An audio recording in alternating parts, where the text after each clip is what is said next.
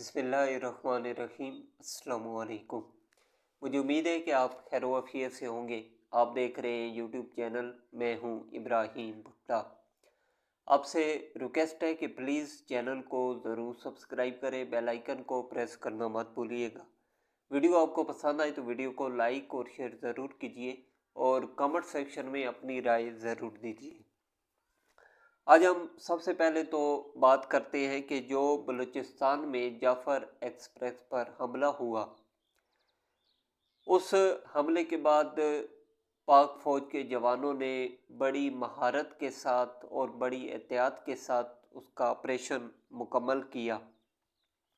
پہلے اس واقعہ کا پس منظر آپ کے سامنے رکھتے ہیں کہ 11 مارچ کو کوئٹہ سے پشاور جانے والی ایکسپریس پر حملے اور 440 مسافروں کو یرغمال بنانے کے بعد کلیئر آپریشن میں 33 دہشت گردوں کو ہلاک کیا گیا، جبکہ 21 مسافر اور 4 FC جوان شہید ہوئے۔ ٹرین صبح 9:30 بجے کوئٹہ سے روانہ ہوئی۔ جب ٹرین مچھ کے کچھ پہاڑی علاقوں میں پہنچی تو وہاں نامعلوم مسلح افراد نے ٹرین ٹریک کو پہلے دھماکے کے ساتھ اڑایا، پھر فائرنگ کر دی۔ دہشت گردوں نے پہلے یرغمالیوں کو انسانی ڈھال کے طور پر استعمال کیا، جس میں عورتیں اور بچے شامل تھے۔ پاک فوج کے جوانوں نے مہارت کے ساتھ آپریشن مکمل کیا۔ کل پھر D G I S P R general Ahmed Sharif Chaudhry صاحب اور بلوچستان کے وزیر اعلیٰ سرفراز بگٹی صاحب کے ہمراہ پریس کانفرنس کی ہے۔ D G I S P R general Ahmed Sharif Chaudhry صاحب نے کہا ہے کہ پاکستان میں دہشت گردی کے واقعات میں بھارت اور افغانستان ملوث ہے۔ جعفر ایکسپریس حملے کا مرکزی سپانسر بھارت ہے، جبکہ تانے بانے افغانستان سے ملتے ہیں۔ آئی ایس پی آر نے کہا کہ جعفر ایکسپریس پر حملے میں دہشت گردوں نے انتہائی منظم کارروائی کی اور انتہائی دشوار گزار راستے کا انتخاب کیا۔ ٹرین واقعے سے قبل دہشت گردوں نے FC چیک پوسٹ پر بھی حملہ کیا، جس میں 3 FC اہلکار شہید ہوئے۔ ٹرین پر حملے کے بعد مسافروں کو اتار کر ٹولیوں میں تقسیم کیا، جبکہ بھارتی میڈیا پورے واقعے کی مس رپورٹنگ کرتا رہا۔ اس موقع پر آئی ایس پی آر نے بھارتی میڈیا کی جانب سے واقعے کی مس رپورٹنگ کی ویڈیو بھی پیش کی اور کہا کہ ایک دہشت گرد تنظیم کی جانب سے شیئر کی گئی ویڈیو کو بار بار انڈین میڈیا نے چینلز پر دکھایا، کچھ پرانی ویڈیوز بھی دکھائیں۔ جس کا فیکٹ چیک کیا گیا تو معلوم ہوا کہ کچھ ویڈیوز پرانی ہیں اور کچھ جعلی ویڈیوز AI کے ذریعے بنائی گئی ہیں۔ انہوں نے کہا کہ 11 مارچ کو 1 بجے قریب دہشت گردوں نے ID دھماکے کے ذریعے پٹڑی تباہ کر کے ٹرین کو روکا۔ 12 مارچ کو ہمارے FC اور آرمی کے جوانوں نے علاقے کا محاصرہ کیا۔ دہشت گرد ٹولیوں کی شکل میں لوگوں کو لے کر باہر موجود تھے۔ دہشت گردوں پر ہماری سنائپرز کی ٹارگٹ فائرنگ کے نتیجے میں ایک منظرنامہ بنا اور اس صورتحال میں مغویوں کو وہاں سے فرار ہونے کا موقع ملا۔ انہوں نے اس کی ایک ویڈیو بھی پیش کی۔ آئی ایس پی آر نے کہا کہ یہ آپریشن بہت احتیاط کے ساتھ کیا گیا۔ ہمارے اسپیشل سروس گروپ زرار گروپ نے مغویوں کو خودکش بمبار سے نجات دلائی، جو کہ ٹولیوں کی شکل میں موجود لوگوں کے ساتھ بیٹھے تھے۔ 24 گھنٹے سے وہ یرغمال تھے۔ فوجی جوانوں نے بڑی پلاننگ کے ساتھ دہشت گردوں کو انگیج کیا اور لوگوں کو چھڑایا۔ دہشت گرد افغانستان میں موجود اپنے ہینڈلر سے مسلسل رابطے میں تھے۔ ایک گروپ نے بچوں اور خواتین کو ٹرین کے اندر رکھا۔ دہشت گردوں کے پاس بیرون ملک کا اسلحہ بھی موجود تھا۔ انہوں نے کہا کہ اس پورے آپریشن کی سب سے اہم بات یہ ہے کہ اس میں کسی ایک مغوی کی بھی جان نہیں گئی۔ انتہائی مہارت، احتیاط اور پروفیشنلزم کے ساتھ آپریشن کیا گیا کہ کچھ نہ کر سکے۔ جو مسافر شہید ہوئے وہ کلیئر آپریشن سے قبل شہید ہوئے۔ 24 گھنٹے سے لوگ مغوی بنے ہوئے تھے۔ وہ دہشت گرد اپنی دہشت قائم کرنے کے لیے ظلم کرتے ہوئے لوگوں کو شہید کرتے گئے۔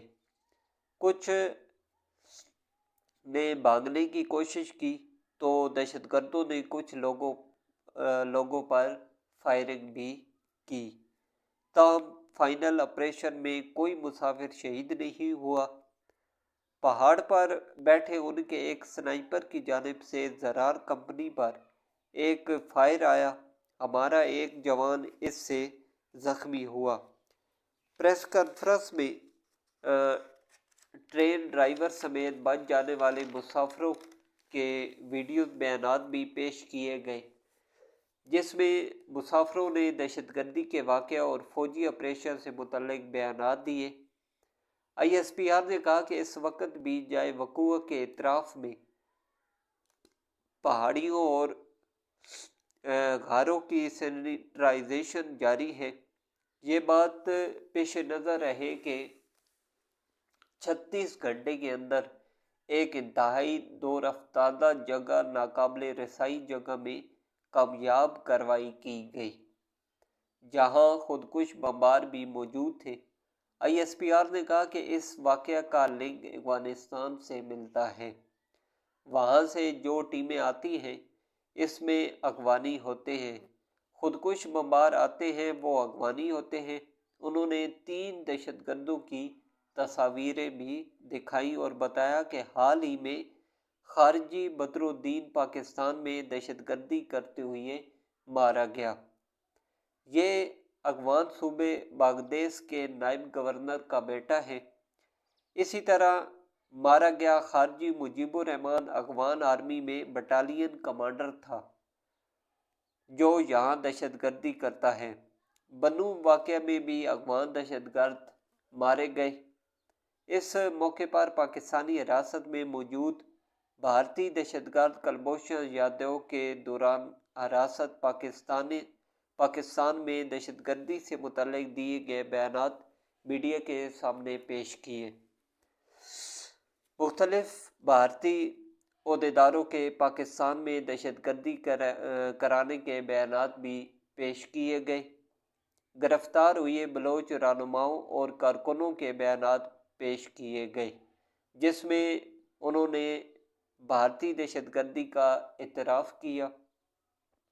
انہوں نے کہا کہ جعفر ایکسپریس حملے کا مرکزی اسپانسر بھارت ہے، جو پاکستان میں پہلے بھی دہشت گردی کے واقعات میں ملوث رہا ہے اور آج بھی اپنی پالیسی پر عمل پیرا ہے۔ سوالات کا سیشن شروع ہوا تو ایک سوال پر انہوں نے کہا کہ 2014 کے بعد نیشنل ایکشن پلان بنایا گیا، جسے بعد میں ریوائز بھی کیا گیا اور تمام سٹیک ہولڈرز نے 14 نکات پر اتفاق کیا۔ یہ نکات عزم استحکام پاکستان میں شامل ہیں، یعنی یہ 14 کام کیے بغیر دہشت گردی کا خاتمہ ممکن نہیں ہوگا، ان پر عمل کیا جائے۔ انہوں نے کہا کہ ان میں سے ایک پوائنٹ ہے کہ کسی ملٹری آرمڈ گروپ کو یہاں آپریٹنگ کی اجازت نہیں دی جائے گی۔ دوسرا پوائنٹ ہے کہ دہشت گردی کے پھیلاؤ کو میڈیا کے ذریعے روکا جائے گا، جس میں میڈیا اور سوشل میڈیا دونوں شامل ہیں۔ ٹیرر فنانسنگ روکی جائے گی۔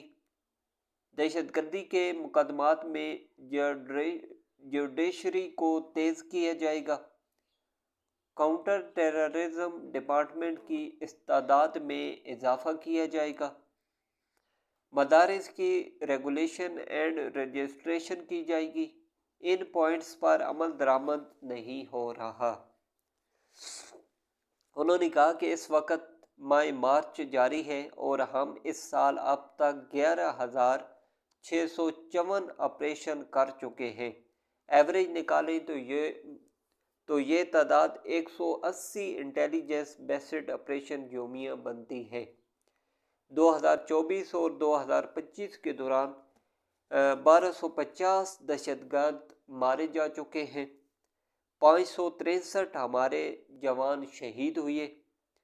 دہشت گردی کے خلاف سیکورٹی ادارے مکمل فعال ہیں، اپنی جانیں دے رہے ہیں، مگر ان 14 نکات پر عمل نہیں ہو رہا۔ تو یہ تھی پریس کانفرنس جو D G I S P R نے اور جو بلوچستان کے وزیر اعلیٰ ہیں سرفراز بگٹی صاحب، انہوں نے مل کر اس واقعے کے بعد پریس کانفرنس کی۔ اس کے بعد بات کرتے ہیں کہ بانی P T I Imran Khan صاحب کی 8 مقدمات میں ضمانت کی درخواستیں سماعت کے لیے مقرر کر لی گئی ہیں۔ جسٹس سید شہباز رضوی صاحب اور جسٹس طارق سلیم شیخ صاحب بانی پی ٹی آئی کی 9 مئی کے 8 مقدمات میں ضمانت کی درخواستوں پر لاہور ہائی کورٹ میں سماعت کریں گے۔ بانی پی ٹی آئی نے اپنے وکیل سلمان صفدر کی وساطت سے درخواستیں دائر کی ہیں، جس میں موقف اختیار کیا گیا ہے کہ سیاسی انتقام کے لیے سازش کا الزام لگا کر مقدمات میں نامزد کیا گیا ہے۔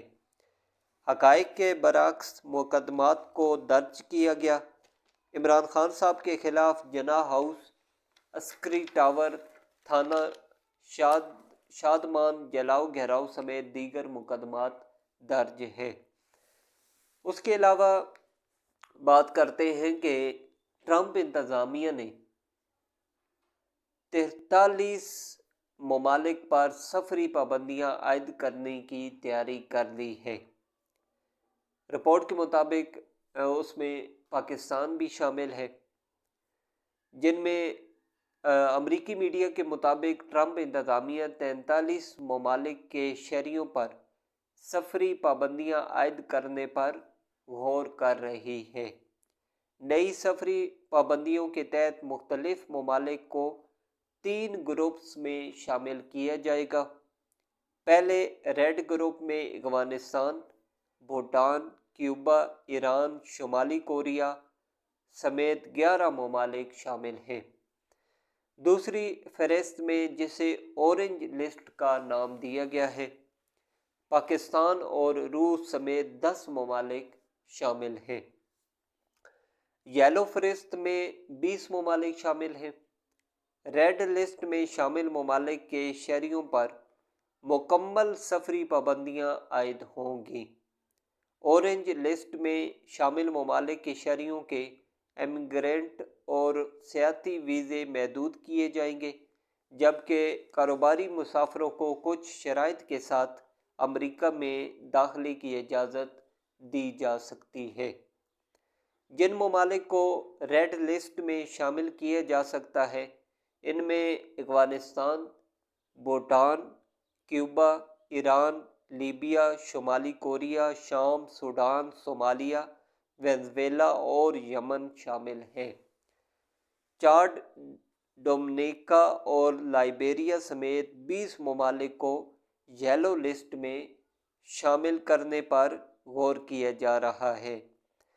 ان ممالک کے شہریوں کے پاس ویزا درخواست کے حوالے سے کسی قسم کے تحفظات کو دور کرنے کے لیے 60 روز ہوں گے۔ ٹرمپ نے اپنے پہلے دور صدارت میں بھی متعدد مسلم ممالک کے شہریوں پر امریکہ میں داخلے پر پابندی لگانے کے 3 ایگزیکٹو آرڈر پر دستخط کیے تھے۔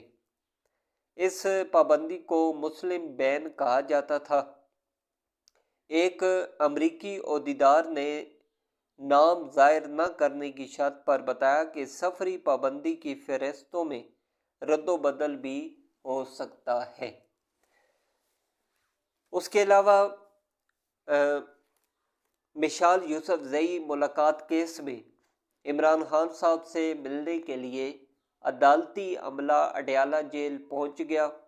اسلام آباد ہائی کورٹ کے احکامات پر عدالتی عملہ اڈیالہ جیل پہنچ گیا۔ عدالتی کلرک سکینہ بانو صاحبہ بانی پی ٹی آئی سے جیل میں ملاقات کریں گی، جو گیٹ نمبر 5 سے اڈیالہ جیل میں داخل ہوئی۔